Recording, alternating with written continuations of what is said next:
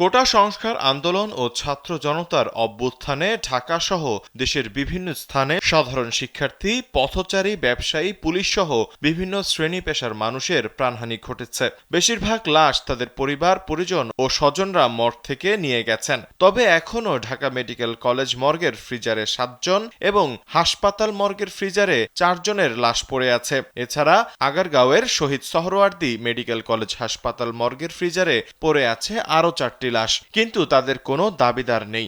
সংশ্লিষ্ট কর্তৃপক্ষ বলছে, এসব লাশের মধ্যে কাউকে নিহত অবস্থায় হাসপাতালে আনা হয়েছে, আবার আহত অবস্থায় হাসপাতালে আনার পর চিকিৎসাধীন অবস্থায় মারা গেছেন কেউ কেউ। নিখোঁজ স্বজনদের খুঁজতে ঢামেক মর্গে এসেছিলেন বেশ কয়েকজন।